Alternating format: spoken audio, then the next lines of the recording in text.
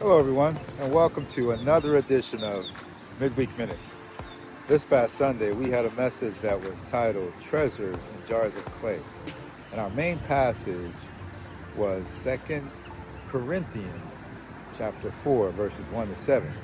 And the main passage was verse 7, which says, "For we have this treasure in jars of clay to show that this all-surpassing power is from God and not from us." Treasures in jars of clay. This message is about the gospel of Jesus Christ, that we have the power and the privilege to share because we have had our eyes open to the knowledge of who Jesus Christ is. And because we have this knowledge, it's like having this treasure, this invaluable treasure right inside of us. And we know that we are fickle, feeble, frail human beings. When you put it in context that the God of the universe decides to reside in us, so it's like this treasure is in this fragile jar of clay. You know, in 2 Timothy 20 to 22, it talks about being in a wealthy home. There are utensils made of gold and silver, and then there are utensils made of wood.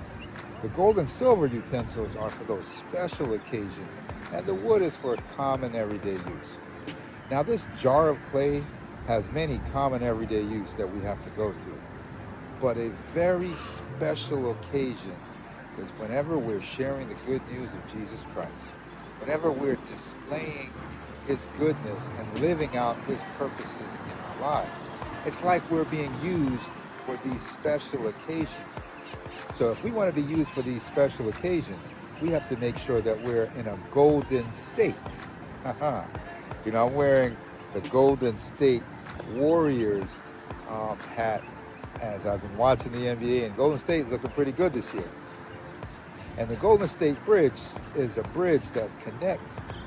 And when we want to be in a golden state, we want to be in a state of honor where we can connect those who are yet to know Christ with the one true God. And in order for us to do that, we have to cleanse ourselves of unrighteousness and make sure that we are in a state of fellowship and worthiness to be able to declare what thus saith the Lord. So I encourage you, remember that we are jars of clay.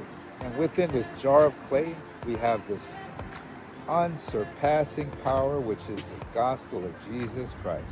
And in order for us to share it with those who are in need, we have to make sure that we maintain ourselves as vessels of honor. Thank you for joining me for another edition of Midweek Minutes. I hope to see you again next week. Bye for now.